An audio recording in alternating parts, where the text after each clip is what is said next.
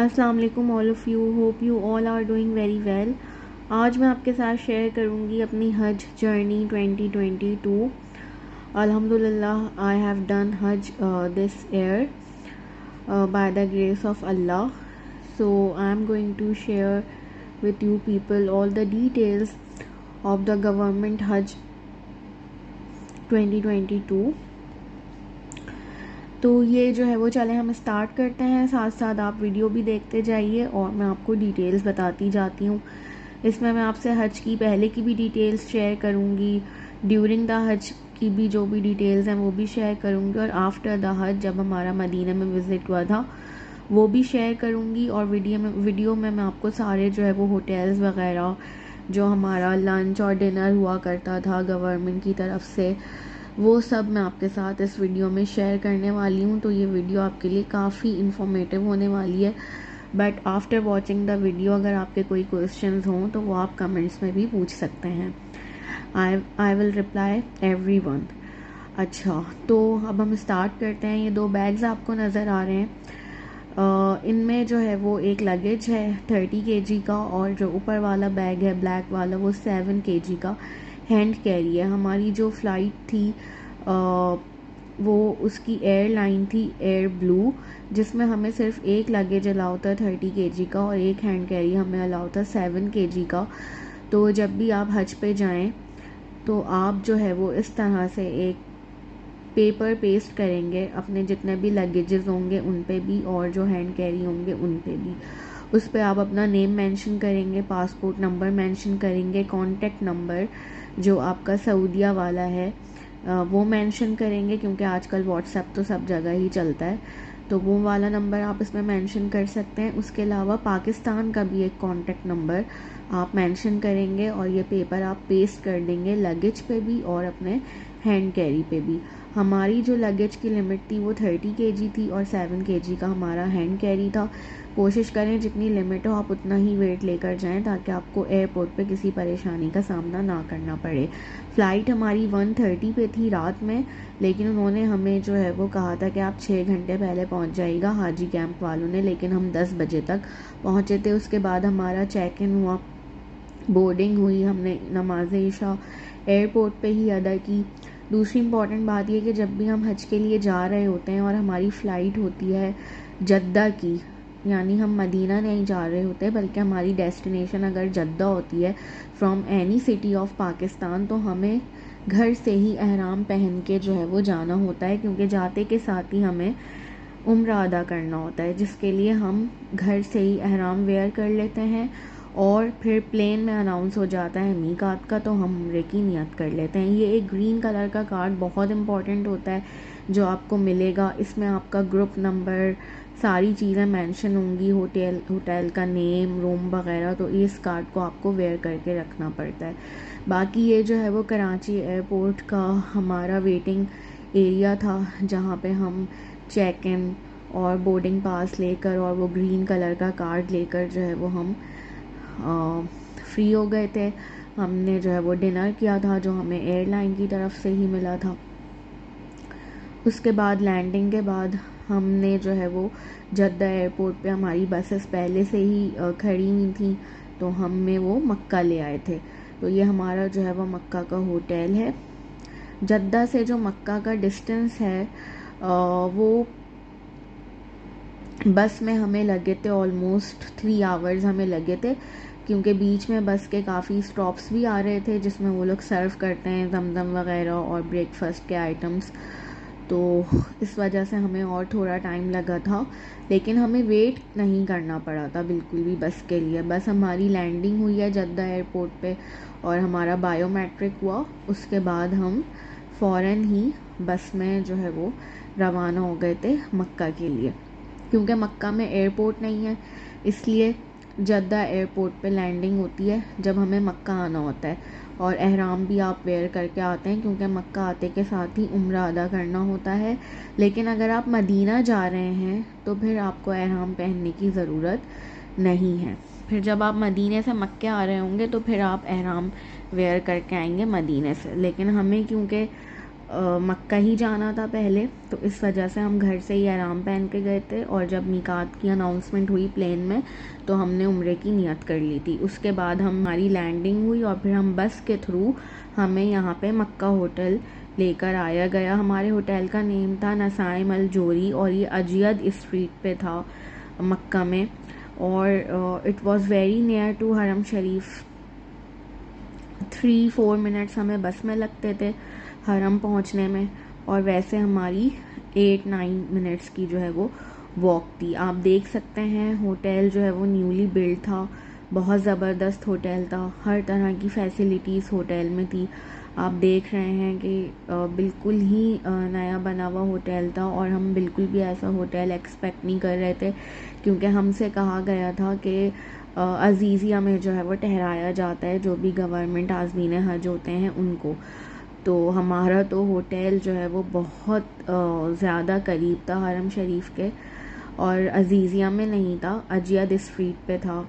तो हम लोगों को लकीली काफ़ी आसानी हुई। और ये आप देख सकते हैं होटल पूरा इंतहाई नीट एंड क्लीन, फैसिलिटीज़ जो है वो हर तरह की यहाँ पे थी।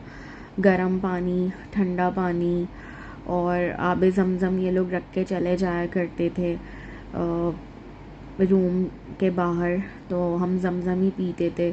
बाकी जो है वो लिफ्ट ऑल द टाइम काम करती रहती थी, किसी तरह की हमें कोई प्रॉब्लम जो है वो नहीं थी।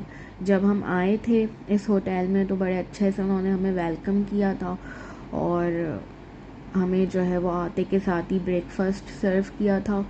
उसके अलावा जो हमारा रूम था वो हमारे ग्रीन कलर के कार्ड पे ही मेंशन था, और हर रूम के बाहर इन्होंने जो है वो टैगिंग करी हुई थी। रूम नंबर के साथ इन्होंने नेम्स भी लिखे हुए थे कि ये इस रूम में कौन कौन रहेगा, तो जिसकी वजह से बड़ी आसानी हुई। और हमारे रूम में जो है वो अगेन लकीली सिर्फ 3 ही लोग थे, my self, my mother and a lady. और उनसे भी हमारी फिर दूर की जो है वो नो हाउ निकल आई थी, तो हमने जो है वो उनके साथ बड़ा इन्जॉय किया। और ये आप देख सकते हैं कि ये जो है वो बिल्कुल ही नया बना हुआ होटल था, और बहुत नीट एंड क्लीन। एक फ्लोर पे जो है वो 4-5 लिफ्ट्स थी, जो कि ऑल द टाइम चलती रहती थी। मतलब आपको बिल्कुल भी परेशानी नहीं होती थी नीचे जाने में, ऊपर आने में। वैसे हमारा रूम तो फर्स्ट फ्लोर पे ही था, लेकिन ये जो होटल है इसके टोटल आई थिंक 10 या 11 जो है वो फ्लोर्स थे।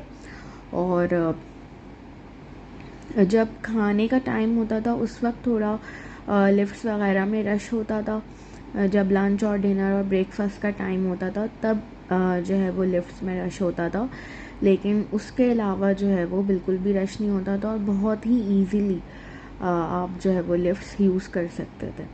और सबसे अच्छी बात इस होटल की ये थी कि इनकी सर्विस बहुत अच्छी थी। आपको थोड़ा सा भी कोई प्रॉब्लम हो, पानी नहीं आ रहा, या फिर कहीं से कोई लीकेज हो रही है, या कबर्ड जो है वो ठीक से बंद नहीं हो रही, छोटी छोटी सी चीज़ें, तो आप बहुत ही जो है वो इजीली उनको कॉल करें और वो आ जाते थे और ठीक करके जाते थे सब कुछ।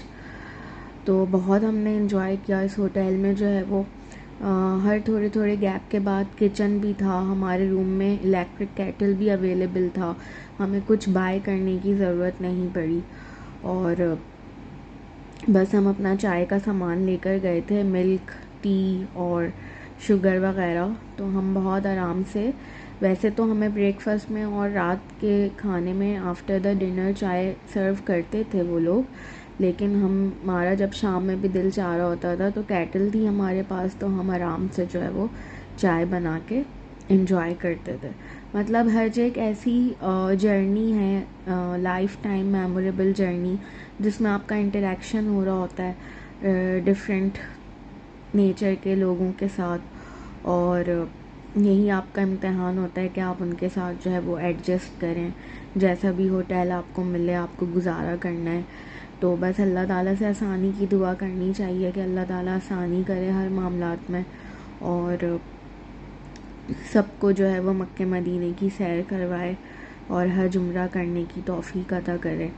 और ये भी एक बहुत बड़ी ब्लेसिंग होती है कि जब आप हज के लिए जाएं तो आपको इतना अच्छा होटल मिले, हरम शरीफ के करीब मिले होटल, कि जब आपका दिल चाहे आप पैदल भी चले जाएं और जब आपका दिल चाहे आप बस में ट्रैवल करें। तो ये भी वहाँ पे, ये बात भी किसी नेमत से कम नहीं है बिल्कुल भी। और आप देख सकते हैं कितनी नीटनेस है। और रूम्स भी इनके जो है वो काफ़ी अच्छे थे। हमारे रूम में जो है वो 3 बेड्स थे और हमारा कॉर्नर का रूम था। और इस तरह से जैसे आप देख रहे हैं मतलब लॉन्ग कॉरिडोर्स थे और टेबल और चेयर्स रखी हुई होती थी। वाईफाई प्रॉपर काम कर रहा होता था, किसी तरह की भी कोई प्रॉब्लम नहीं थी। जैसे हमने सुना था कि गवर्नमेंट के होटल्स बहुत दूर दूर होते हैं, 2-2 बसेस करके जाना पड़ता है, ऐसा अल्हम्दुलिल्लाह कोई सीन हमारे साथ तो नहीं हुआ। मे बी इसलिए कि हाजियों की तादाद सिर्फ 1 मिलियन थी, वरना तो 30-40 लैक्स तक होती है। May be that was the reason. लेकिन जो भी था, हमें हर तरह से फैसिलिटेट किया गया गवर्नमेंट की तरफ से। ये हमारा रूम था, आप देख सकते हैं। इसका जो वॉशरूम था वो भी बिल्कुल नीट एंड क्लीन वॉशरूम था। इन्होंने यहाँ पे जो है वो सोप, शैम्पू, सब कुछ जो है वो आज़मीन हज के लिए रखा हुआ था। ये एक मिरर था वॉशरूम के साथ ही। और यहाँ पे हैंगर्स भी थे जिनमें आप अपना बाया वगैरह और जो भी ज़रूरत की चीज़ें वो हैंग कर सकते थे। बाकी वॉशरूम में ऑल द टाइम जो है वो हॉट वाटर भी अवेलेबल होता था अगर आपको गर्म पानी की नीड है तो। और यहाँ पे इन्होंने हमें शैम्पूज़ भी दिए थे, इन्होंने हमें सोप भी प्रोवाइड किया था और काफ़ी नीट एंड क्लीन वॉशरूम था। यहाँ तक कि इसमें हेयर ड्रायर भी था इस वॉशरूम में। तो इस लिहाज से आप देखें कि एक मुआविन ने हमारे कबर्ड में थोड़ा प्रॉब्लम हो गया था तो हमने इनको बुलाया था ठीक करने के लिए। बाकी आप देख सकते हैं एलसीडी फ्रिज सब कुछ अवेलेबल था। फिर ये हमारा जो है वो फर्स्ट फ्लोर पे एरिया था, पूरा डाइनिंग हॉल था ये। यहाँ पे हम लोग ब्रेकफास्ट, लंच और डिनर करते थे, जिसका मेन्यू पूरा हमारे पास था। पूरे वीक का हमारे पास होता था पहले से, यहाँ पे लगा हुआ होता था डाइनिंग एरिया में। फिर ये जो है वो होटल की रूफ़ पे सारा जो है वो वॉशिंग एरिया था, उसका इंतज़ाम था। यहाँ पे काफ़ी सारी जो है वो वॉशिंग मशीन्स थी और लोग अपने, ज़ाहिर 40 डेज़ का पैकेज होता है तो इतना आप नहीं ले जा सकते कपड़े वगैरह, क्योंकि वेट की भी लिमिटेशन होती है।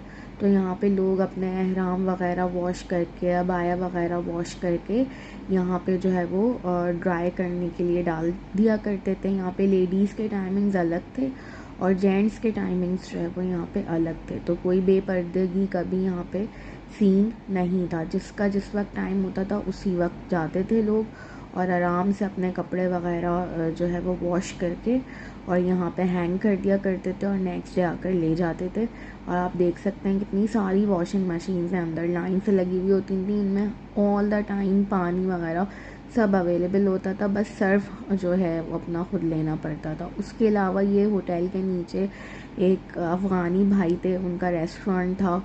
क्योंकि गवर्नमेंट की तरफ से हमें जो ब्रेकफास्ट मिलता था उसमें कभी भी पराठा, चाय, अंडा नहीं होता था, तो हम यहाँ से ले लिया करते थे। बाकी ये हमारे होटल के बाहर का जो है वो सारा व्यू है, नाइट व्यू।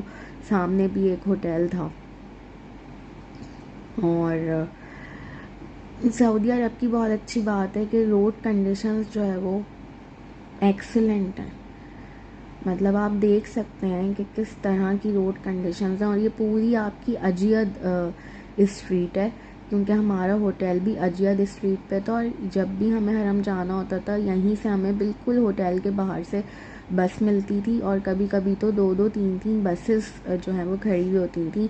और ये हमारा बिल्डिंग नंबर था 201, 202, सेक्टर नंबर 2। ये हमें याद रखना होता था क्योंकि हरम से वापसी पे हमें फिर इसी 201 और 202 जो बिल्डिंग नंबर है इसी की बस में हमें बैठना होता था। अगर हम किसी और बस में बैठ जाएंगे तो जाहिर सी बात है फिर हम अपने होटल नहीं आएंगे, वो हमें कहीं और ले जाएगा ना वो ड्राइवर, जहाँ की वो बस होगी। तो इस वजह से ये जो बिल्डिंग नंबर होता है 201, 202 या जो भी बिल्डिंग नंबर आपका हो, ये बहुत इम्पॉर्टेंट होता है, क्योंकि इसके अकॉर्डिंगली ही जो है वो बसेस चल रही होती हैं। तो ये बिल्डिंग नंबर आपको अपना याद होना चाहिए, और ये बिल्डिंग नंबर उसी ग्रीन कार्ड पे मेंशन होता है जो अभी थोड़ी देर पहले मैंने आपको दिखाया था। उस पर सब कुछ मेंशन होता है, बिल्डिंग नंबर, रूम नंबर। तो बस बिल्डिंग नंबर आपको अपना पता होना चाहिए। उसके अलावा आप ये देख सकते हैं कि हमारे होटल से लेके ये पूरी अजियाद स्ट्रीट है। अभी मैं जो है वो बस में बैठी हुई हूँ और अब हम जा रहे हैं हरम शरीफ। तो ये हमारी पूरी अजियाद स्ट्रीट है। होटल से लेके हमारा जो डिस्टेंस था हरम शरीफ तक का, वो बाय बस सिर्फ 3 to 4 मिनट्स का था, इससे ज़्यादा का नहीं था। ये वीडियो जो है वो स्लो मोशन में, ताकि आप लोग भी ज़रा मक्के की रौनकों को देखें और इन्जॉय करें और दुआ करें अल्लाह ताला से कि अल्लाह ताला आप लोगों को भी जो है वो हज उम्रा करने की सआदत नसीब फरमाए, और हमें भी फिर से एक दफ़ा लेकर जाए, क्योंकि जब इंसान एक दफ़ा होकर आ जाता है ना तो उसकी तड़प और बढ़ जाती है और बार बार उसका दिल चाहता है मक्के मदीने जाने का। तो इसी अजियद स्ट्रीट पे ही हमारी 201 और 202 के बाद जो है वो लाइन से सब पाकिस्तानी बिल्डिंग्स थी। तो जिसको भी बस में बैठना होता था उसके लिए बस उसके स्टॉप पे रुक जाया करती थी और लोग हरम जाने के लिए इसमें सवार हो जाते थे।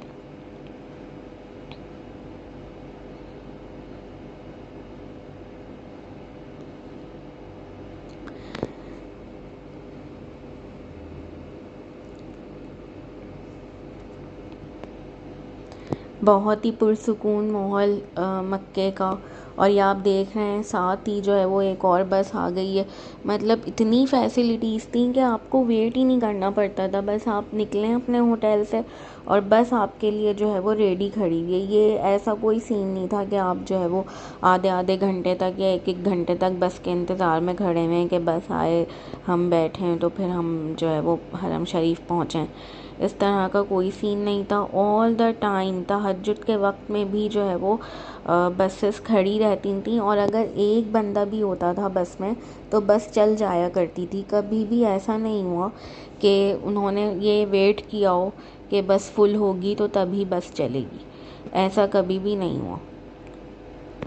और ये जो पूरी अजियाद स्ट्रीट है इसमें डिफरेंट शॉपिंग के लिए शॉप्स भी थी। होटल्स के नीचे जो शॉप्स होती हैं ना वो भी थी। तो वहाँ पे जो भी ज़रूरियात ज़िंदगी का सामान होता है, दूध वगैरह, फ्रूट्स और चाय की पत्ती और सारे ग्रॉसरी आइटम्स, चीनी, चॉकलेट्स, डेट्स, चिप्स, स्नैक्स वगैरह, जितना भी सामान होता है वो सब अवेलेबल होता था। उसके अलावा जो आपको पता है तबर्रुकात होते हैं मक्के मदीने के, तस्बीहात और जाए नमाज, अबाए, ज्वेलरी आइटम्स, इस तरह की सारी चीज़ें जो ये होटल्स के नीचे शॉप्स थी ना इनमें अवेलेबल होती थी। हमारे होटल में भी काफ़ी अच्छी जो है वो शॉप्स थी, और हमने अपनी 90% जो शॉपिंग थी ना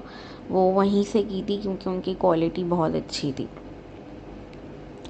तो आप ये देख सकते हैं ये जो है वो मक्के की अजियद स्ट्रीट है। और अब हमारी बस जो है वो जा रही है हरम शरीफ की तरफ। अच्छा, बस हमें जो है वो बस स्टैंड पर ड्रॉप कर दिया करती थी और वहाँ से फिर हम पैदल जाते थे हरम शरीफ, लेकिन वो सिर्फ मुश्किल से 5 मिनट्स की वॉक थी। जो बस स्टैंड था हमारा उससे हरम शरीफ तक की जो वॉक है सिर्फ 5 मिनट्स की थी। और रास्ते में भी आपको जो है वो कोई खाने पीने की बिल्कुल परेशानी नहीं होती। लोग जो है वो वहाँ पे पानी तक लेकर खड़े हुए होते हैं आज़मीन हज के लिए, और पानी डिस्ट्रीब्यूट हो रहा होता है समटाइम्स जब हम नमाज़ पढ़ के निकलते हैं। तो वहाँ पे स्नैक्स के जो आइटम्स होते हैं, केक्स, बिस्किट्स, जूसेस, वो डिस्ट्रीब्यूट हो रहे होते हैं। तो खाने पीने की तो बिल्कुल भी कोई परेशानी नहीं होती। और अल्लाह ताला अपनी हर नेमत से अपने पास जब बुलाता है, अपना मेहमान बनाता है, तो इंसान को नवाजता भी है। और जो हमारा होटल था वहाँ पे भी हमें कभी खाने पीने की कोई प्रॉब्लम नहीं हुई। उनका मेन्यू भी अच्छा था। हमें जो है वो वंस इन अ वीक वो लोग रस बुखारी देते थे। किसी दिन शिमला मिर्च कीमा होता था, एक दिन दाल होती थी, लंच में जो है वो वेजिटेबल्स भी होती थी, कोरमा होता था, एक दिन बिरयानी होती थी, एक दिन निहारी होती थी। मतलब काफ़ी अच्छा उन्होंने अपना जो है वो मेन्यू सेट किया हुआ था। हलीम होता था, चने होते थे ब्रेकफास्ट में, और चाय होती थी साथ में। कभी समटाइम्स जो है वो कहवा होता था। अच्छा, एक इम्पॉर्टेंट बात ये है कि क्योंकि सऊदी अरब में बहुत ज़्यादा गर्मी होती है ना, तो लोग जो है वो बहुत लॉन के या इस तरह के कपड़े ले जाते हैं। लेकिन मैं आप लोगों को ये सजेस्ट करूँगी कि जब भी आप जाएं, तो बहुत गर्मी में भी जाएं ना, तो आप अपने साथ थोड़े नॉर्मल कपड़े रखें। बिल्कुल पतले लॉन के कपड़े आप ना रखें, इसलिए क्योंकि हर जगह एसी होता है सिवाय रास्ते के। पूरे मस्जिद में एसी, मताफ़ के अलावा आपके होटल में एसी। जो ये बसेस होती हैं फुल एसी होती हैं, तो हर जगह जो है वो एसी होता है। और जब आपने बहुत ज़्यादा थिन कपड़े पहने हुए होते हैं, तो फिर ख़ास तौर पे जो एजेड लोग हैं उनको फ्लू, नज़ला, ज़ुकाम, इस तरह की जो है वो बीमारियां पीछे लग जाती हैं, जिसकी वजह से आपकी इबादतों में भी मुश्किल पेश आती है लोगों को। तो नॉर्मल आप कपड़े लेकर जाएं, सॉक्स ज़रूर लेकर जाएं, क्योंकि संगमरमर लगा हुआ है मताफ़ में भी, तो वो ठंड जो है वो एकदम से चढ़ती है। और कोशिश करें कि जो ज़मज़म है वो आप गरम पिएं, क्योंकि जो ज़मज़म गरम होता है उसके कूलर के बाहर ऊपर मेंशन होता है नॉट कोल्ड, यानी कि ये ठंडा नहीं है। तो कोशिश करें कि आप ज़मज़म जो है वो ठंडा ना पिएं गर्मियों के मौसम में भी। अब देखें आप कि हमारा जो है वो स्टैंड आ गया है बस का। तो बस हमें ये जो आपको लेफ़्ट साइड पे नज़र आ रहा है, यहाँ पे जो है वो बस का स्टैंड था, और बस हमें यहाँ पे ड्रॉप कर दिया करती थी। और फिर यहाँ से हम जो है वो जाते थे हरम शरीफ की तरफ 5 मिनट्स की वॉक करके, और वापसी के लिए भी हमें 5 मिनट्स की वॉक करके इसी स्टैंड पे जो है हमें आना होता था। और फिर अपनी जो बिल्डिंग नंबर है, जो कि बस पे मेंशन होता था, हर बस पे जो है वो सेक्टर नंबर और बिल्डिंग नंबर का टैग लगा हुआ होता था। तो हम अपना बिल्डिंग नंबर, जैसे थोड़ी देर पहले मैंने आपको बताया भी था कि बिल्डिंग नंबर याद होना चाहिए, उस वाली बस में जो है वो हम लोग बैठ जाते थे, और फिर बस हमें दोबारा होटल ड्रॉप कर दिया करती थी। और ये 24/7 इनकी सर्विस थी। ऐसा नहीं था कि कभी बस आ रही है, कभी बस नहीं आ रही है। बस के कोई टाइमिंग्स हैं। जब भी आपको जाना है, आप सिंपली जो है वो होटल से निकलें, बस में बैठें, बस स्टैंड पे उतरें, 5 मिनट्स की वॉक करें, हरम शरीफ चले जाएं, एंड वाइस वर्सा। दूसरी बात ये कि जो 5 मिनट्स की वॉक थी ना हरम शरीफ तक जाने में, यहाँ पे भी बीच में आपको ऐसी शॉप्स मिलती थी जहाँ पे 2-3 रियाल्स के काफ़ी अच्छे आइटम्स मिल रहे होते थे। क्योंकि ज़ाहिर सी बात है, जब हम इतनी दूर जाते हैं तो वहाँ से हमें अपने रिलेटिव्स के लिए, फ्रेंड्स एंड फैमिली के लिए गिफ्ट्स लेकर आते ही हैं सब। तो वहाँ से भी आप जो है वो परचेज़ कर सकते हैं। और उसके अलावा यहाँ पे पीछे की तरफ एक पूरी मार्केट है इब्राहिम अल खलील पे, वहाँ पे और कम रेट्स में मिल जाती हैं चीज़ें। आप लोग बस भी देख लीजिए, अंदर से बहुत ही कंफर्टेबल बसेस होती हैं। ये फुल एसी बसेस होती हैं सऊदी अरब में ना। और ये आप देख लीजिए, हम लोग उतर गए हैं बस स्टैंड से, और ये पूरा हमारा जो ट्रैक है ये हमें लेकर जाता है मस्जिदुल हराम की तरफ, जहाँ पे हम नफली तवाफ़, उम्रा, मताफ़ में सब कुछ अदा करते हैं। और ये आप देख लीजिए यहाँ के मनाजिर, और ये क्लॉक टावर देख लें, ये आपको सराउंडिंग्स में ना मस्जिद की हर जगह से नज़र आ रहा होता है। इसको बनाया इन्होंने इस तरह से। और यही रास्ता जो है वो हमारा जाने का था मस्जिद की तरफ, और वापस आने का भी यही रास्ता है। तो अभी हम जा रहे हैं मस्जिदुल हराम की तरफ ना। तवाफ़ करने के लिए। और आप बाहर से जो है वो मस्जिद के सहन की रौनकें देखें कि रात के वक्त भी यहाँ पे कितनी रौनक है। इंसान बिल्कुल स्पीचलेस हो जाता है ये तमाम अल्लाह ताला की रौनकें देखकर, रहमतें देखकर, अल्लाह का घर देखकर। वो कहते हैं ना, नात के अशार हैं, काबे पे पड़ी जब पहली नज़र, क्या चीज़ है दुनिया भूल गया। तो वो वाकई में यहाँ पे आके बिल्कुल ये अशार जो है वो सच साबित हो जाते हैं। किसी ने बहुत ही खूबसूरत लफ्ज़ों में जो है वो यहाँ की फ़ीलिंग्स को बयान किया है अशार की सूरत में। और इंतहाई पुरसुकून माहौल होता है। अल्लाहु अकबर। और ये है काबा शरीफ। और आप देख सकते हैं कि लोग यहाँ पे तवाफ़ कर रहे हैं, मुल्तज़िम भी नज़र आ रहा है। अल्लाह ताला हमें भी दोबारा यहाँ पर बुलाए, और जो जो लोग आना चाहते हैं अल्लाह ताला उन्हें भी अपने घर पे हाज़री का शर्फ़ अता करे। दिन हो, रात हो, शाम हो, सुबह हो, यहाँ पे ऐसे ही रौनकें रहती हैं और लोग जो है वो इसी तरह से तवाफ़ करते रहते हैं और इबादत में मशगूल रहते हैं।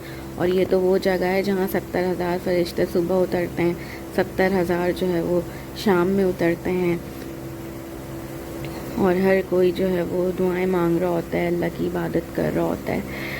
और ये जी है हमारे वापस जाने का रास्ता। अब हम वापस जा रहे हैं, अपने बस स्टैंड तक हम जाएंगे। वहाँ से हम अपना जो बिल्डिंग नंबर है वो देखकर अपनी बस में बैठेंगे और फिर हम जाएंगे होटल। इसी तरह से काफ़िले की सूरत में लोग आ रहे होते हैं, जो उम्रा अदा करना चाहते हैं वो भी आ रहे होते हैं, तवाफ़ करना चाहते हैं वो भी आ रहे होते हैं। तो काफ़िले की सूरत में लोग आ रहे होते हैं। अच्छा, अगर हमें मक्का से उम्रा अदा करना होता है ना, मक्का पहुंच के, तो फिर हमें मस्जिद आयशा जाकर एहराम वेयर करना पड़ता है। मस्जिद आयशा भी मैं आपको आगे दिखाऊंगी।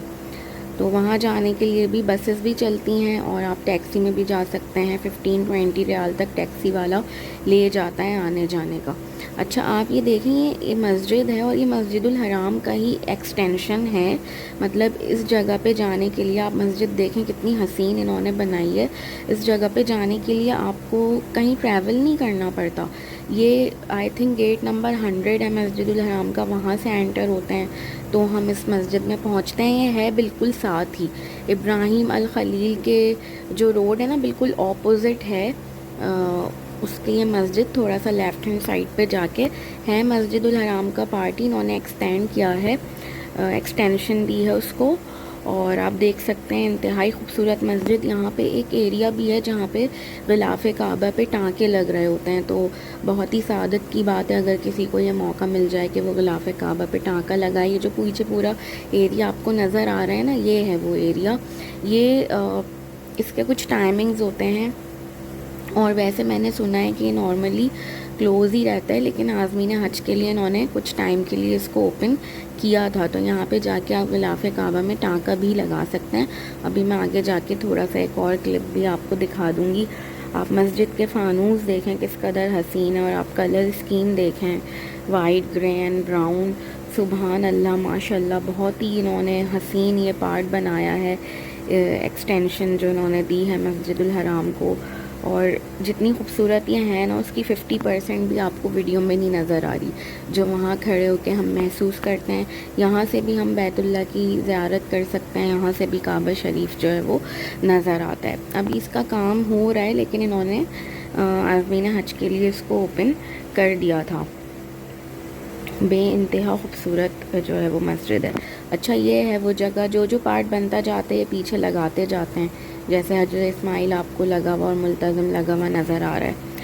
अच्छा जी, तो ये है हमारे होटल के बाहर के मनाजिर। सुबह के टाइम पे आप देख रहे हैं किस तरह से बसेस बिल्कुल रेडी खड़ी हैं। पाकिस्तान का फ्लैग भी लगा हुआ है बसेस पे, और ऑल द टाइम बसेस इसी तरह से रेडी रहती थी। और आप सुबह के वक्त भी देख लीजिए मताफ़ कितना खूबसूरत लग रहा है, अल्लाह ताला का घर, अल्लाहु अकबर।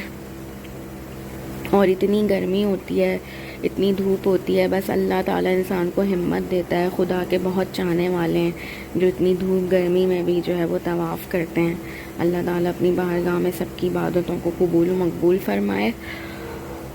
और आप देख सकते हैं ये है मकाम इब्राहिमी, जिसके सामने हमें 2 नवाफिल अदा करने होते हैं तवाफ़ करने के बाद, चाहे वो उम्रे का तवाफ़ हो या नफली तवाफ़ हो। हर तरह के तवाफ़ के बाद हमें मकाम इब्राहिमी के सामने जो है वो 2 नवाफिल अदा करने होते हैं।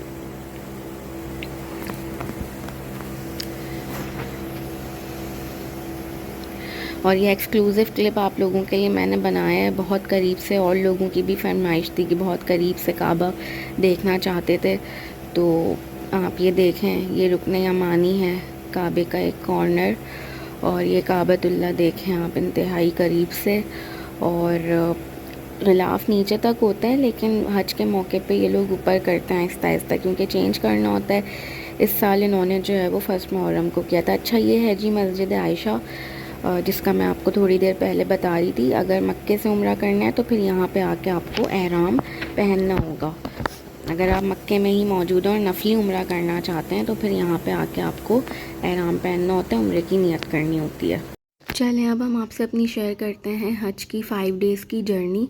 क्योंकि पैकेज हमारा 40 डेज़ का था गवर्नमेंट की तरफ से, तो उसमें ये होता है कि समटाइम्स आपको ऐसा पैकेज मिलता है कि आप मक्के जाते हैं, वहाँ पे 10 दिन रहते हैं, फिर जब हज की डेट्स आ जाती हैं 8, 9, 10, 11, 12 ज़िलहज को हज होता है।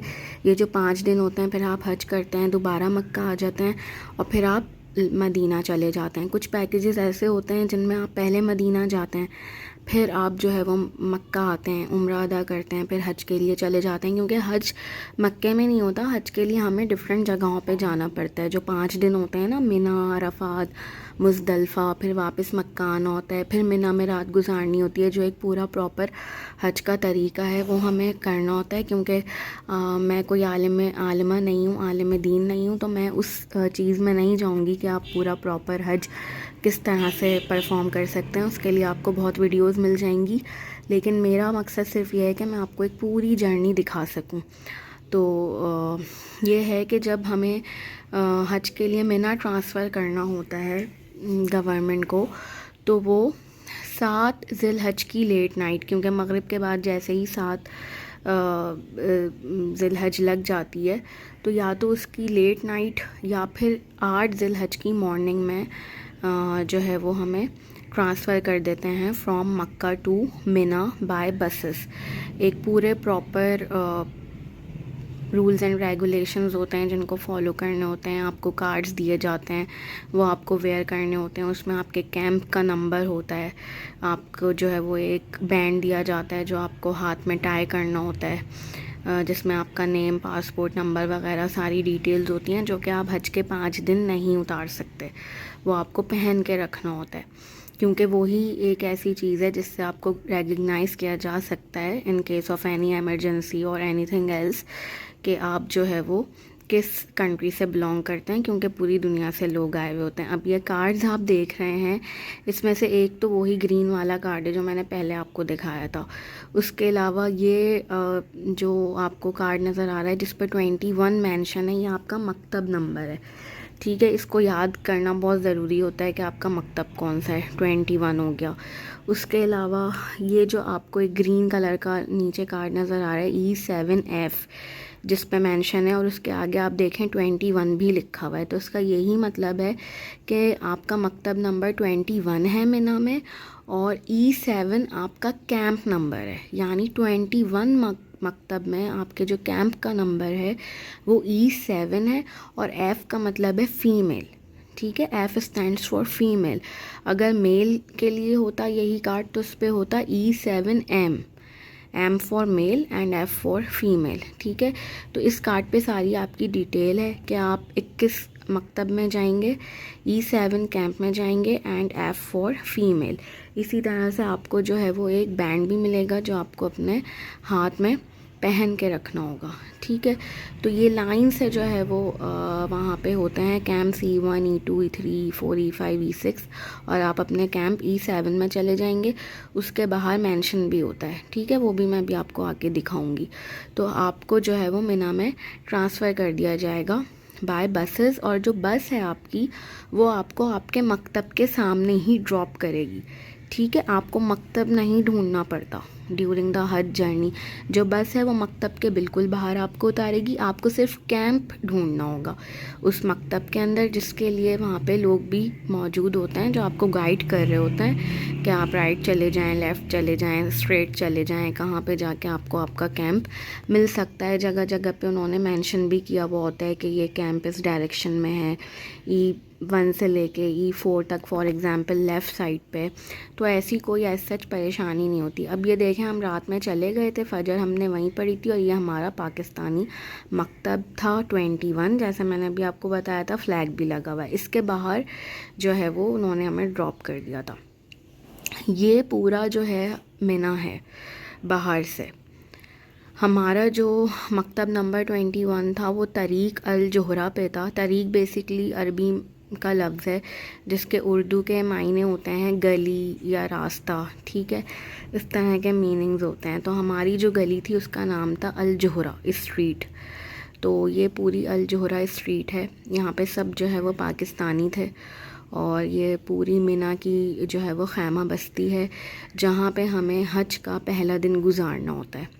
ठीक है, अपने अपने कैंप्स में हम लोग 5 वक्त की नमाज़ पढ़ते हैं, फजर, ज़ोहर, असर, मगरिब, इशा। और उसके अलावा शाम में आप इस तरह से बाहर भी निकल सकते हैं। और ये हमारे कैंप में जाने का रास्ता था जिसकी पूरी वीडियो एक्सक्लूसिवली मैंने आप लोगों के लिए बनाई है। ऐसी वीडियो आपको मिना के कैंप्स तक पहुंचने की बहुत कम मिलेगी इंटरनेट पे। आई डोंट थिंक सो कि आपको इस तरह से पूरी वीडियो मिलेगी।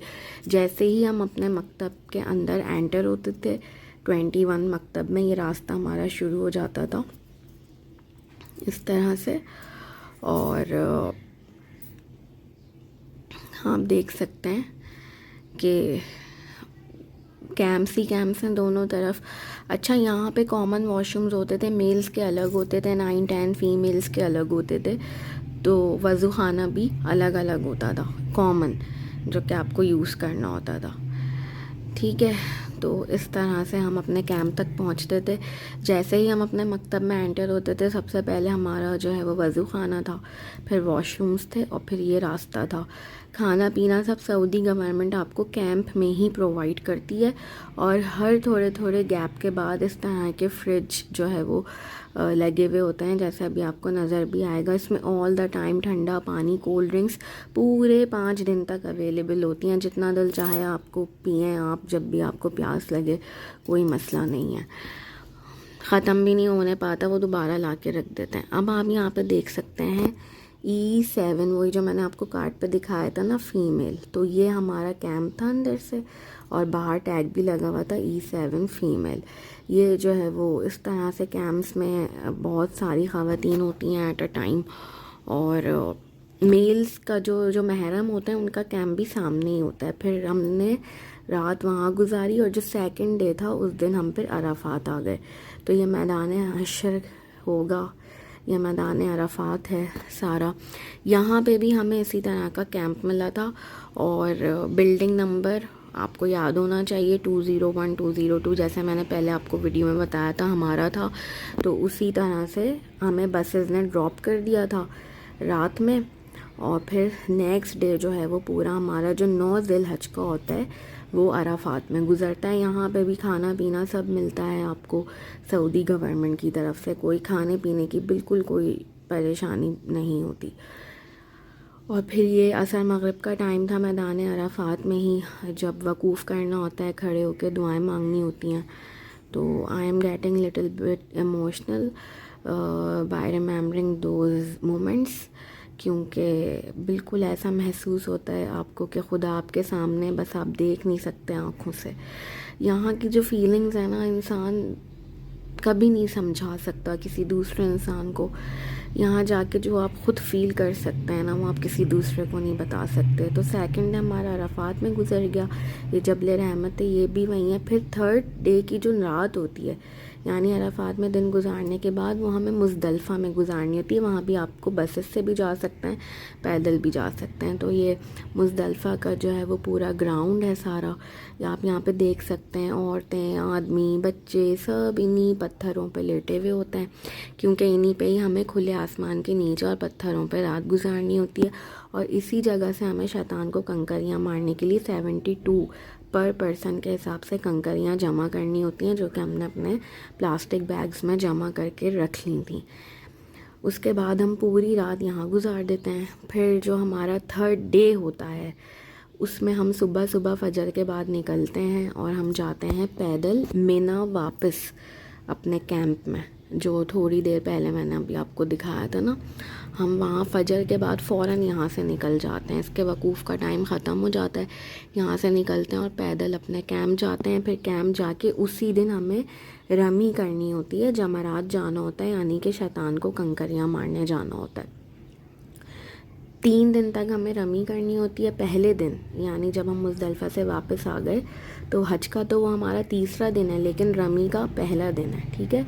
तो हमें पहले दिन जो है वो फ़ौरन हम रमी करने निकल गए थे और सिर्फ एक शैतान को कंकरियाँ मारनी होती हैं 7।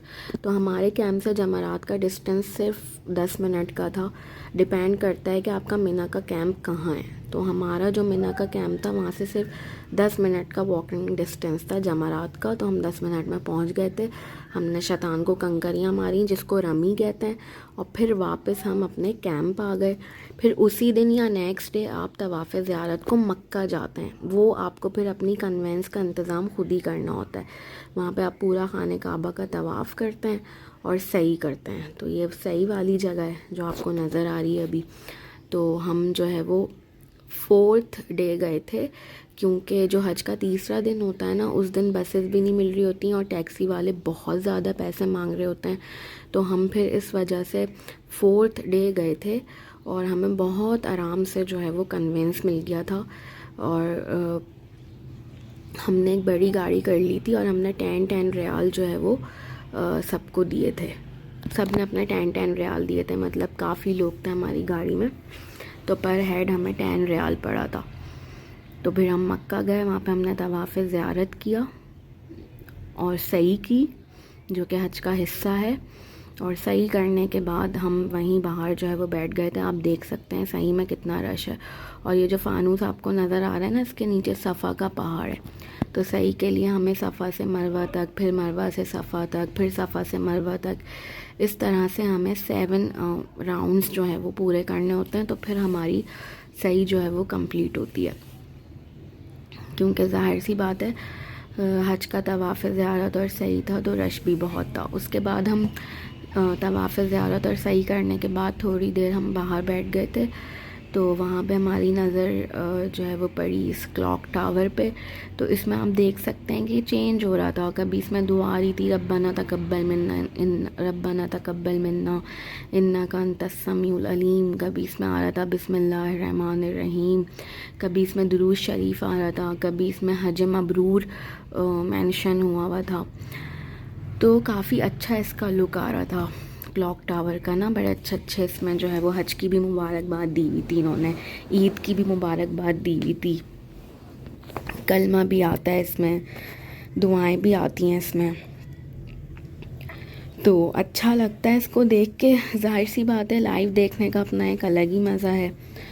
और फिर हमने यहाँ पे मगरिब की नमाज़ भी हमने अदा की थी, क्योंकि वापस हमें जो है वो मिना ही जाना था। अपने कैंप में वापस जाना होता है, आप मक्के में ठहर नहीं सकते, रात नहीं गुजार सकते। तो वापसी के लिए भी बसेस चलती हैं। हमें तो बिल्कुल फ्री में ही वापसी के लिए बस मिल गई थी, हमने कुछ भी पे नहीं किया था। लेकिन वो आपको काफ़ी दूर कैंप से जो है वो उतार देती हैं, जो उनका स्टॉप होता है। सऊदी अरब में बड़े रूल्स एंड रेगुलेशंस हैं जिनको फॉलो करना होता है।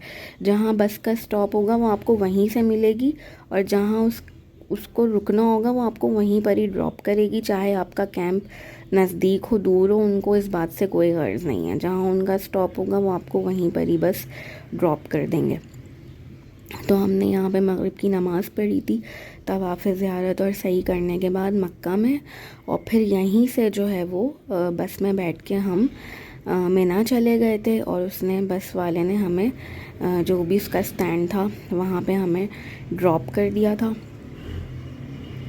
अब उसने हमें इस जगह पे ड्रॉप किया था और इस जगह से हम पैदल चल के गए थे अपने कैंप तक, तो हमें आधा घंटा लग गया था। वॉकिंग डिस्टेंस जो हमारे कैंप तक का इस जगह से था वो आधे घंटे का था। किसी किसी का कैंप इतनी दूर था, मकतब इतनी दूर था कि वो 1.5 घंटा चलते हैं लोग। उसके बाद हम रात को सो गए थे। फिर सुबह उठ के हमें फिर से जो दूसरे दिन की रमी होती है ना, उसके लिए जाना होता है। तो ये पूरा हमारा जो है वो रमी का रास्ता है जमरात जाने के लिए। हम अपने कैंप से निकले हैं और अब हम जमरात जा रहे हैं। तो जो सेकंड लास्ट डे होता है उस दिन भी सिर्फ हमें रमी करनी होती है और जो लास्ट डे होता है उस दिन भी सिर्फ हमें रमी करनी होती है। मतलब शैतान को कंकरियाँ मारते हैं और वापस अपने कैंप में आ जाते हैं और फिर कैंप में ही हमें जो है वो अपनी नमाज़ें वगैरह सब अदा करनी होती हैं। और ये जो है वो देखें आप, ये शैतान को कंकरियाँ मारते वक्त की वीडियो है।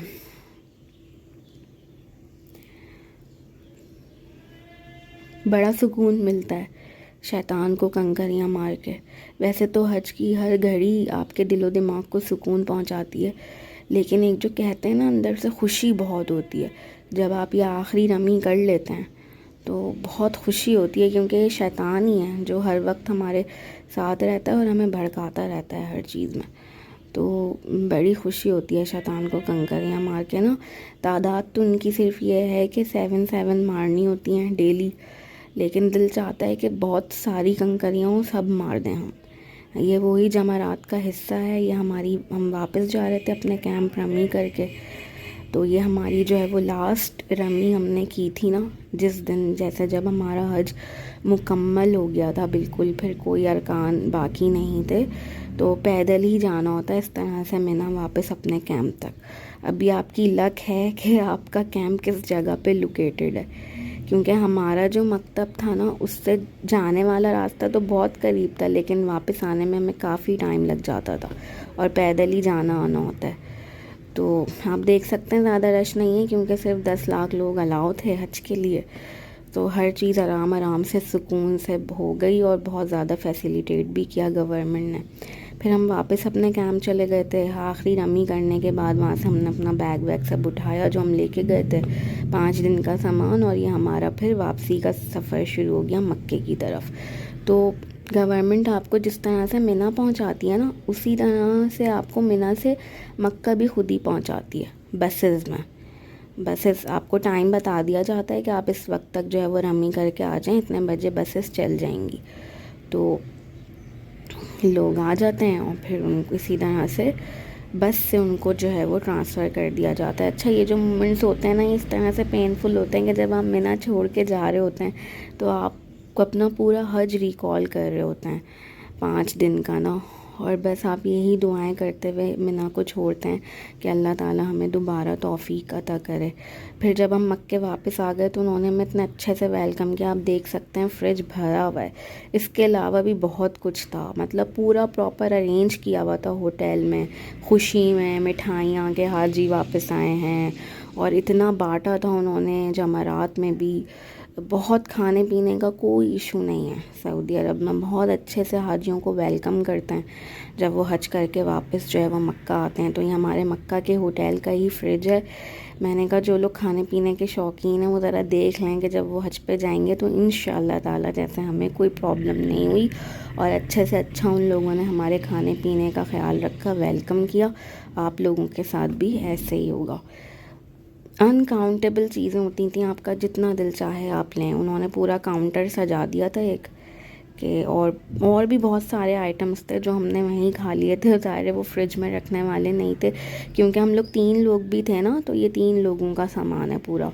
सारे फ्रूट्स, कोल्ड ड्रिंक्स, सारी चीज़ें, वैसे मिठाइयाँ भी थी, पेस्ट्रीज़ भी थी, बहुत कुछ था। उसके बाद ही हमें पाकिस्तान गवर्नमेंट ने गिफ्ट दिया था। इसमें एक रग था और एक जानमाज़ थी। तो ये हमें गिफ्ट मिला था तमाम हाजियों को इंडिविजुअली। उन्होंने जो है वो हमें गिफ्ट दिया था। गिफ्ट भी बहुत अच्छा था जब हम हज करके वापस आ गए थे। फिर हज करके कुछ दिन और हम मक्के में रहे, हमने उम्रे वगैरह अदा किए, तवाफ़ किया अल्हम्दुलिल्लाह। उसके बाद जो है वो हम फिर मदीने चले गए थे। तो अभी आगे मैं मदीने की भी सारी जर्नी आपके साथ इसी वीडियो में शेयर करूँगी। रग्स और जो प्रेयर मैट था दोनों बहुत अच्छी क्वालिटी के थे और बड़े सिस्टमेटिकली इन्होंने जो है वो इन गिफ्ट्स को डिस्ट्रीब्यूट किया। उनको पता था हर रूम में कितने कितने हाजी हैं, तो या तो वो बुला के दे दिया करते थे या फिर जो है वो ख़ुद ही ट्रांसफ़र कर दिया करते थे गिफ्ट्स रूम्स में ना। बड़ा अच्छा सिस्टमेटिक वे में सारा जो है वो काम हुआ पता। एज सच किसी को भी कोई प्रॉब्लम नहीं हुई। और ये प्रेयर मैट है, आप देख सकते हैं उसी की मैचिंग का। हज हो गया, वापस मक्के आए, मक्के में कुछ दिन क़याम किया और आज हमारी जो रवानगी है वो मदीने की तरफ है। मदीना मुनव्वरा जाने के लिए हमें पहले से इन लोगों ने डेट्स भी बता दी थी, टाइम भी बता दिया था और बस नंबर्स भी हमें बता दिए थे कि आपको इस बस में जो है वो सवार होना है। वैसे तो मदीने से मक्का जाने के लिए 4.5 to 5 आवर्स का टाइम लग जाता है, लेकिन क्योंकि हम बस में सवार थे, बस की स्पीड भी थोड़ी कम थी और बस ने स्टॉप ओवर भी लिया था, तो हमें 7.5 to 8 आवर्स लग गए थे होटल तक पहुंचने में। और बाकी आप ये देख सकते हैं सारी सीनरीज़ फ्रॉम मदीना टू मक्का। मदीने में हमारा स्टे जो है वो 9-10 डेज़ का था सब मिला के। फिर करम हो गया मैं मदीने चला, मेरे गंदे कदम और उनका हरम, मेरे गंदे कदम और उनका हरम, लाज रखना खुदा, लाज रखना खुदा, मैं मदीने चला, मैं मदीने चला, मैं मदीने चला, फिर करम हो गया मैं मदीने चला। अच्छा जी, ये जो है वो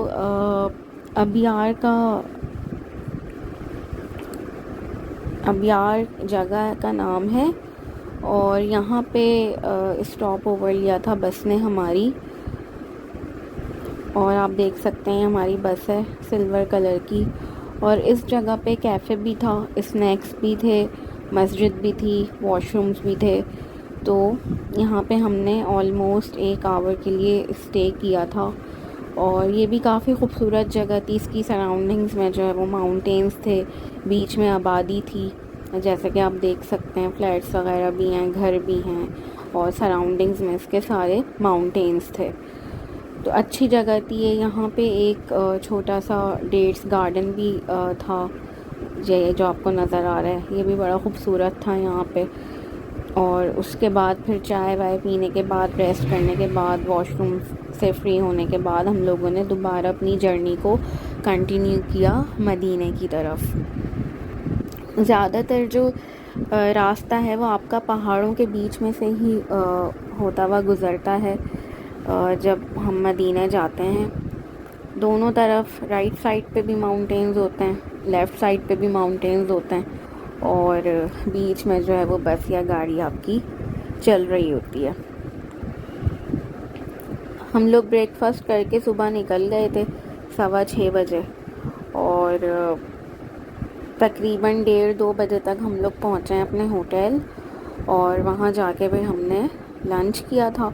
उसके बाद मदीने में तो आप अपनी मर्ज़ी से एक्टिविटीज़ परफॉर्म कर सकते हैं। जब आपका दिल चाहे आप मस्जिद नबवी जाएं, आप ज़ियारतों पे जाएं, आप उहद के पहाड़ पे जाएं, आप मस्जिद कुबा जाएं और मस्जिद क़िबलतैन जाइए। मतलब काफ़ी जगहें हैं ज़ियारतों की मदीने में भी। और रियाज़ुल जन्नह में एंटर होने के लिए अब परमिट लेना पड़ता है इत्मारना ऐप से। तो परमिट जिसके पास था उसी को ही वो लोग जाने दे रहे थे रियाज़ुल जन्नह में। जिसके पास परमिट नहीं था उसको बिल्कुल भी नहीं जाने दे रहे थे। और जो मुआविन थे डिफरेंट कंट्रीज़ के, जैसे पाकिस्तान के थे, उनके साथ जो लोग अंदर रियाज़ुल जन्नह में जा रहे थे तो वो बहुत ज़्यादा तादाद में थे। अच्छा, ये हमारा होटल है मदीने का आप देख सकते हैं। ये भी अच्छा होटल था, लेकिन जो discipline, management, rules and regulations मक्के में थे ना, वो मुझे यहाँ पे नज़र नहीं आए। कंपैरेटिवली अगर हम देखें तो मक्के में बेहतरीन इंतज़ामात थे और मदीने में नॉर्मल इंतज़ाम था, बल्कि लेस दैन नॉर्मल ही बोलें आप, एवरेज भी नहीं कहूँगी मैं। डिसिप्लिन, मेंटेनेंस नाम की कोई चीज़ नहीं थी, रूल्स एंड रेगुलेशंस नाम की कोई चीज़ नहीं थी। बाकी होटल आप देख सकते हैं, ये 3 लिफ्ट थी, इनमें से एक लिफ्ट भी आखिर में आके ख़राब हो गई थी और सर्विस भी इनकी सो थी। जैसे अगर हम कंपैरेटिवली बात करें मक्के और मदीने के होटल की और मैनेजमेंट की, तो मक्के में एक्सीलेंट था और मदीने में below average. First few days में तो बिलो एवरेज था, फिर नॉर्मल हो गया था आफ्टर 2-3 डेज़।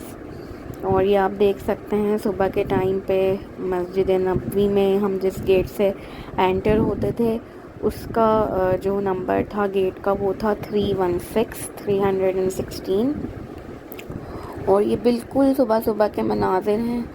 और फ़जर हमने उस दिन अपने होटल में ही पढ़ी थी, जिस दिन का ये व्यू है, और फिर फ़जर पढ़ के हम निकल गए थे मस्जिद जाने के लिए। तो आप देख सकते हैं कि जो मस्जिद नबवी की छतरियाँ हैं ये खुल रही हैं और ये मंज़र इंतहाई दिलकश और इंतहाई ख़ूबसूरत है। इसको लफ्ज़ों में बयान नहीं किया जा सकता और कैमरा इसको सिर्फ 1% कैप्चर करता है। बाकी इसकी 99% जो ख़ूबसूरती है ना, वो इसको आँख से देखने की ही है।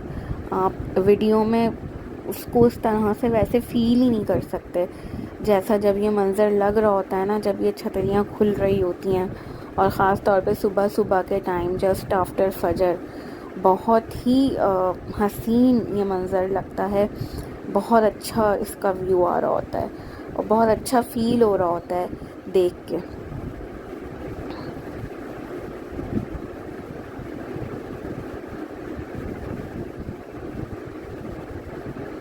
बाकी रियाजुल जन्ना का मैं आपको बता रही थी कि मुअव्विन जो लेके जा रहे थे अंदर रियाजुल जन्ना में लोगों को, उनकी तादाद बहुत ज़्यादा होती थी, तो फिर इबादत करने का उस तरह से आपको मौका नहीं मिलता था रश की वजह से। और जो लोग परमिट लेकर जा रहे थे उनको बहुत टाइम दे रहे थे अंदर आराम से। एक तो 50-50 औरतों का सिर्फ ग्रुप जा रहा था, तो बहुत जगह भी थी आराम से नमाज़ें पढ़ने की अंदर रियाजुल जन्ना में, और वो बाहर भी नहीं निकाल रहे थे। हम लोग तकरीबन 1 घंटे अंदर रहे हैं रियाजुल जन्ना में, बहुत आराम से हमने इशा भी पढ़ी थी और हमने जो है वो हाजात भी पढ़ी थी वहाँ पे, मतलब आराम से हमने इबादत की थी। जबकि जब हम पहले उम्रे पे आए थे तो हमें बहुत मुश्किल पेश आई थी। तो मेरे ख़्याल से तो ये जो परमिट का इन्होंने सिस्टम निकाला है ना, ये बहुत अच्छा सिस्टम है। इसी को ही इनको कंटिन्यू करना चाहिए ताकि लोग आराम से अपने टाइम पे जाएं और नमाज़ अदा कर सकें। और जैसे ही हम मस्जिद नबवी में एंटर होते हैं, यहाँ पे अहादीस और कुरान के वर्सेस लगे हुए हैं कि दुरूद शरीफ पढ़ना चाहिए और अल्लाह ताला और उसके फ़रिश्ते आप सल्लल्लाहु अलैहि वसल्लम पे दुरूद व सलाम भेजते हैं, तो ए ईमान वालों तुम भी उन पे दुरूद व सलाम भेजा करो। इस तरह के वर्सेस आपको नज़र आते हैं लगे हुए कुरान पाक के भी और अहादीस भी जो भी हैं इस बारे में जब आप एंटर होते हैं। और ये तहज्जुद के वक्त के मनाजिर हैं, क्योंकि जब हज के दौरान इस दफ़ा मदीने में बेइंतहा गर्मी थी, क्योंकि खजूर की जो फसलें हैं ना वो पक रही थी, तो जिसकी वजह से बहुत ज़्यादा मदीने में गर्मी थी। वरना मदीना ठंडा सिटी है, एक मक्के से ज़्यादा अगर हम देखें तो मदीने में ठंड होती है, लेकिन इस दफ़ा मदीने में बहुत गर्मी थी खजूर की फसलों की वजह से। लेकिन सऊदी गवर्नमेंट ने जितना बेस्ट अरेंजमेंट वो कर सकते थे, आप देखें तहज्जुद के वक्त तक जो है वो किस तरह से फ़ैन में से हवा निकल रही है और ठंडा ठंडा पानी निकल रहा है, ताकि आज़मीन हज को परेशानी ना हो। तो ये वीडियो जो है वो ये वाला जो सीन है तहज्जुद के वक्त का था। और ये मस्जिद कुबा है, ये अंदर से है मस्जिद कुबा। यहाँ पे एक दफ़ा नमाज़ पढ़ने का सवाब ऐसा है जैसे एक उम्रा अदा किया हो, ये हदीस है। ये मस्जिद कुबा के बाहर के मनाजिर हैं और ये एक डेट गार्डन था मस्जिद कुबा के बाहर। 15-20 मिनट्स में बाय कार पहुँच जाते हैं मस्जिद नबवी से मस्जिद कुबा। तो यहाँ भी हम लोग गए थे, फिर हम वापस आ गए थे मस्जिद नबवी। और ये आप देख सकते हैं सब गुंबद और लेडीज़ का प्रेयर एरिया था यहाँ से सीधा स्ट्रेट जाके। तो हम अपने ही जो है वो प्रेयर एरिया में जा रहे थे। इस वक्त यहाँ पे जो है वो मगरिब की जमात हो रही थी जब हम एंटर हुए थे। और ये वेटिंग एरिया था जहाँ इस वक्त अभी हम बैठे हुए हैं रियाजुल जन्ना में जाने के लिए। और यहाँ पे जो है वो ये मेंशन था check point to enter the noble Roza. यहाँ पे इन्होंने वेट करवाया था हमें 10 मिनट्स परमिट चेक करने के बाद, और उसके बाद फिर हमें इजाज़त दे दी थी अंदर जाने की। और ये देखें आप लोग मक्के की गलियाँ, और ये वो रास्ता है जहाँ से हम जाते थे मस्जिद नबवी। और राइट साइड पे मस्जिद अली है। दिस इज़ मस्जिद अली, आप देख सकते हैं मेंशन भी है मस्जिद अली बिन अबी तालिब रज़ी अल्लाह ताला अन्हु। और ये बिल्कुल मस्जिद नबवी के बाहर ही है मस्जिद अली, मतलब आपको कहीं ट्रैवल नहीं करके जाना पड़ता इसकी ज़ियारत के लिए। और ये आप देख सकते हैं मस्जिद नबवी की छतरियाँ नज़र आ रही हैं। और ये वाली जो मस्जिद है ये भी मस्जिद नबवी के बिल्कुल बाहर, ये गेट नंबर 6-7 के बाहर है ये मस्जिद। इसको मस्जिद गमामा कहते हैं। दिस इज़ मस्जिद गमामा। मस्जिद गमामा और मस्जिद अबू बकर ऑलमोस्ट साथ साथ ही हैं गेट नंबर 6 से जब हम बाहर निकलते हैं मस्जिद नबवी के। तो ये जो मीनार आपको सामने नज़र आ रहा है ना, ये मस्जिद अबू बकर का है। ये मैं आपको करीब से भी दिखाऊंगी थोड़ी देर के बाद। तो ये मस्जिद अबू बकर है, और इसके लेफ़्ट साइड पे जब हम बाहर निकलते हैं तो मस्जिद गमामा है। इसके पीछे मार्केट्स वगैरह हैं, होटल्स हैं, शॉप्स हैं नीचे, वहाँ से आप शॉपिंग वगैरह भी कर सकते हैं। ये जितने भी आपको होटल्स नज़र आ रहे हैं ना, इनकी जो स्ट्रीट्स हैं इनमें डेट्स की शॉप्स भी हैं, ज्वेलरी की शॉप्स भी हैं, सैंडल्स भी हैं, मतलब जो गिफ्ट आइटम्स होते हैं और जो ग्रॉसरी आइटम्स होते हैं सबकी शॉप्स हैं। तो आप वहाँ सब जगह से जो है वो शॉपिंग कर सकते हैं। बाकी ये सिटिंग एरिया भी इन्होंने बनाया हुआ है। और ये आप देखें जस्ट आफ्टर फजर सुबह 6 बजे के मनाजिर हैं, कितनी रौनक है। और ये जो रास्ता आपको नज़र आ रहा है ये मस्जिद बिलाल का रास्ता है, एंड दिस इज़ मस्जिद बिलाल रज़ी अल्लाह ताला अन्हु। इस मस्जिद बिलाल तक जाने के लिए थोड़ी वॉक करनी पड़ती है 15-20 मिनट्स की मस्जिद नबवी से। रोड क्रॉस करके बेसिकली आपको सामने जाना होता है। और ये जो आपको अभी रास्ता नज़र आ रहा है, इस रास्ते से होते हुए हम गए थे ज़ियारत के लिए। और ज़ियारत किस चीज़ की थी, ये है वो रास्ता जहाँ हम जा रहे हैं जस्ट आफ्टर फजर ज़ियारत के लिए। ज़ियारत थी जी बीबी फ़ातिमा के घर की। अब ये कौन सी वाली हैं बीबी फ़ातिमा, ये मैं अभी आपको बताती हूँ। ये उमर बिन ख़त्ताब रोड है बेसिकली, और बड़ा ही खूबसूरत रोड है। और ये टर्किश मॉस्क है, ये टर्की वालों ने बनाई थी सऊदी अरब आके। बहुत ही खूबसूरत मस्जिद थी, इसका आर्किटेक्चर ही अलग था। ये भी एक मस्जिद है। तो ये सब जो है वो ज़ियारत के रास्ते में ही आती हैं मसाजिद, तो आपकी काफ़ी ज़ियारतें हो जाती हैं। और ये है वो घर जिसकी मैं बात कर रही थी। तो बीबी फ़ातिमा का ये घर है। अब मेरी नाक़िस मालूमात के हिसाब से बीबी फ़ातिमा, जिनको फ़ातिमा तो सुग़रा भी कहा जाता है, क्योंकि फ़ातिमा तो कुबरा तो हमारे नबी सल्लल्लाहु अलैहि वसल्लम की बेटी हैं, ख़ातून जन्नत। तो ये उनकी पोती का बेसिकली घर है जो अभी तक अपनी असल हालत में मौजूद है। आप देख सकते हैं इस घर की खिड़कियाँ, अंदर के कमरे वगैरह, जबकि इन्होंने इसको पूरा ग्रिल लगा के जो है वो बंद किया हुआ है सऊदी गवर्नमेंट ने। आप अंदर तो एंटर नहीं हो सकते, लेकिन बाहर से आप घर की ज़ियारत कर सकते हैं। तो यहाँ पे एक कुआं भी था जो अभी आपको नज़र आएगा। कुआं भी अपनी असल शक्ल में काफ़ी हद तक मौजूद है, जैसे कि आप देख सकते हैं सामने ये वेल है। और यहाँ पे चक्की भी हमें नज़र आ रही थी, और काफ़ी अच्छा लगा देखकर।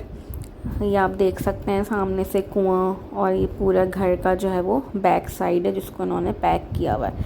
अब इसमें आप घर की विंडोज़ भी देख सकते हैं। तो ज़ियारत हमने की। अब बहुत से लोग कहते हैं कि उनको ये कन्फ्यूजन है कि ये बीबी फ़ातिमा और हज़रत अली का घर है, जबकि बीबी फ़ातिमा और हज़रत अली का घर तो मस्जिद नबवी में था। ये जो बीबी फ़ातिमा हैं ये हैं बीबी फ़ातिमा बिनते हुसैन इब्ने अली, इमाम हुसैन की बेटी, और ख़ातून जन्नत जो हमारे नबी की बेटी थी बीबी फ़ातिमा, उनकी पोती। ठीक है।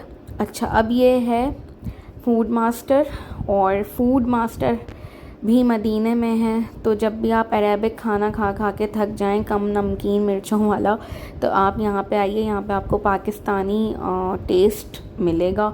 हमने जो है वो हांडी ऑर्डर की थी, कढ़ाई ऑर्डर की थी, और बिरयानी, और यकीन माने डिलीशियस फूड था।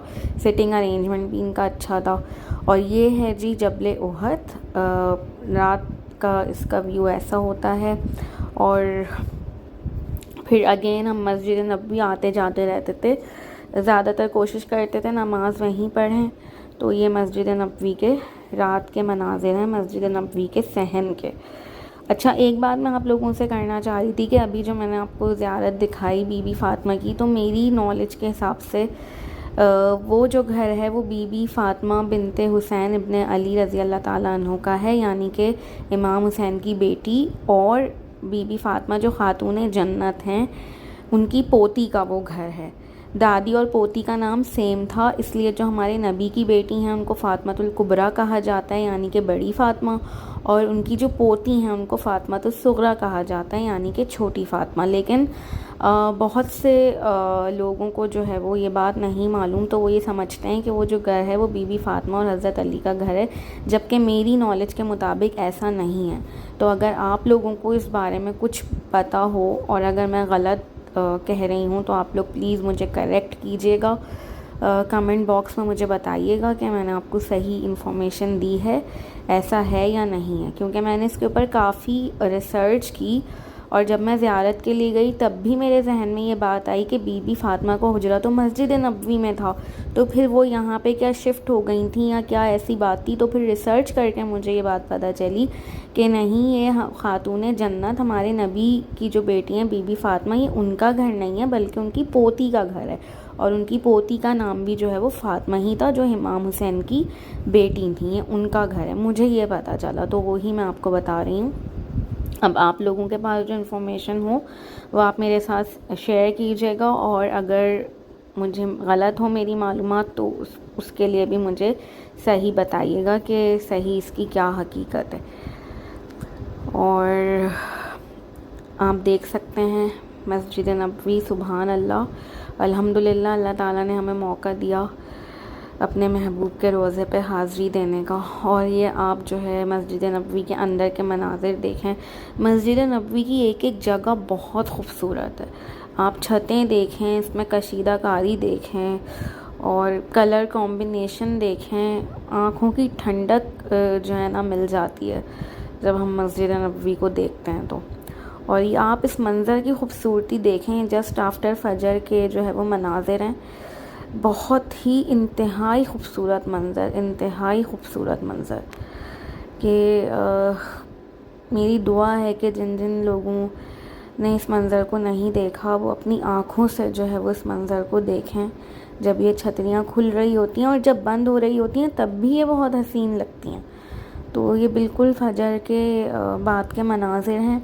बाकी ज़ियारतों का मुझे आपको बताना था कि मक्के में भी ज़ियारतों के लिए बस चलती थी होटल से, और वो बड़े मुनासिब पैसों में जो है वो ज़ियारतें करवा दिया करते थे। लेकिन उसमें ये होता था कि फ़ॉर एग्ज़ाम्पल आपको गारे हिरा की ज़ियारत करवा रहे हैं, तो फिर वो ऊपर जाने में तो गारे हिरा में 2.5-3 घंटे लग जाते हैं एक नॉर्मल इंसान के लिए जिसकी स्पीड ज़्यादा तेज़ ना हो। तो वो फिर वो बाहर से ही मतलब ज़ियारत के बस आप देख लें कि ये गारे हिरा है। इसी तरह से मदीने में भी जो होटल था वहाँ से भी बसेस चलती थी, ऑलमोस्ट डेली ही चलती थी सुबह फजर के बाद। तो बुकिंग में अपना नेम लिखवाना पड़ता था और बड़े मुनासिब पैसों में वो आपको ले जाया करते थे। मस्जिद कुबा और हज़रत सलमान फ़ारसी के बाग ले जाते थे, मस्जिद क़िबलतैन ले जाते थे। इस तरह की काफ़ी मसाजिद में जो है वो ले जाते थे ज़ियारतों के लिए। तो एज़ सच कोई इशू नहीं होता। बाकी अगर वैसे आप चाहें तो आप अपनी प्राइवेट टैक्सी करवा के भी जा सकते हैं। वो भी अगर आप 3-4 लोगों का आपका एक ग्रुप है तो मैं आपको ये प्रेफर करूँगी कि आप टैक्सी में ही चले जाएं, क्योंकि वो पर हेड के हिसाब से डिवाइड हो जाते हैं और आप फिर इंडिपेंडेंट होते हैं। जहाँ आपका दिल चाहे आप ज़्यादा देर रुकें, कम देर रुकें और अपनी मर्ज़ी से फिर आप ऑफ कोर्स जो है वो ज़ियारतें कर सकते हैं। जबकि अगर आप होटल की बस में जाएंगे तो फिर आप उनके ऊपर टोटली डिपेंडेंट होते हैं, क्योंकि उनका एक फ़िक्स टाइम होता है और जहाँ उनका दिल चाहता है वो अपनी मर्ज़ी से फिर लेकर जाते हैं। हालांकि वो आपको पहले बता देते हैं कि हम यहाँ यहाँ जो है वो लेकर जाएंगे, लेकिन अगर आप इंडिविजुअल हैं, आपके साथ कोई और नहीं है, फिर तो ठीक है बस। लेकिन अगर आपका 4-5 लोगों का ग्रुप है तो आप टैक्सी में भी जा सकते हैं। जब आप टैक्सी का फेयर डिवाइड करेंगे तो वो आपको कम ही पड़ेगा या उतना ही पड़ेगा और फिर आप आज़ादी से ज़ियारतें कर सकते हैं अपने टाइम के हिसाब से, अपनी सहूलत के हिसाब से। तो ये बात है। बाकी ये है मस्जिद अबू बकर, आप देख सकते हैं ये मस्जिद अबू बकर है। ये भी गेट नंबर 6 के बाहर है। अभी थोड़ी देर पहले जिसका ज़िक्र मैं आपसे कर रही थी, मस्जिद अबू बकर सिद्दीक़ रज़ी अल्लाह ताला अन्हु, आप देख सकते हैं इस पर मेंशन भी है मस्जिद सैयदना अबू बकर सिद्दीक़ रज़ी अल्लाह ताला अन्हु।